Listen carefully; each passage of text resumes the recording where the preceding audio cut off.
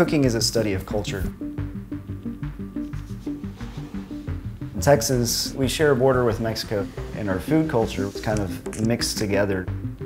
My wife is Latina, and this is kind of a mix of both of our backgrounds, barbacoa to brisket, with homemade tortillas.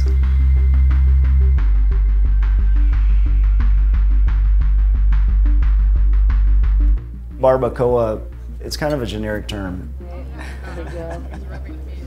Traditionally, it was the whole cow wrapped in banana leaves and buried in a pit.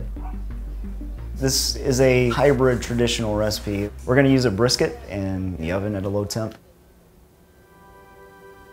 The whole idea is you want to slow cook, and a brisket is perfect for that. It's got a marbled fat content, a lot of flavor. You can give it enough time to get the flavor from the chilies and the banana leaves, and it's just awesome. Dry rub adds all the flavor to the brisket. The key spices in the dry rub are the dried chilies, chipotle powder, the ancho powder, Mexican oregano, cumin, salt and pepper, and some other spices.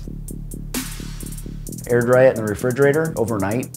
It helps all this great flavor penetrate into the brisket. And then I make a braising liquid.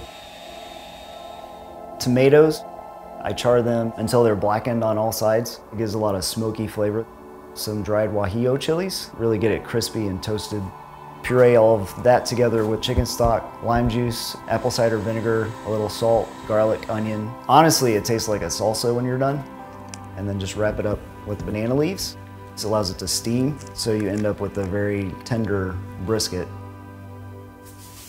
Braising is a slow cooking method, and for a cut like a brisket, it needs a lot of time at low heat. About 4.5 hours is good. A tortilla is a vehicle to eat your barbacoa. My mother-in-law makes the best corn tortillas I've ever had in my life. There are these little tricks and traditions that are passed down through generations that you can't really read, but if somebody shows you, then you pick up on it. Heat them up on each side in a hot cast iron. They puff up a little bit and they're ready. When they're fresh, there's nothing like it. Once it's cooked, let it rest for about 30 minutes and then pull the brisket and chop it all up.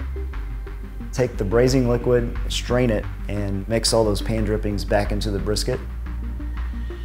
It's unbelievable. I don't know if it's just something in the water, but it's something about Texas. We just like to be together as a community.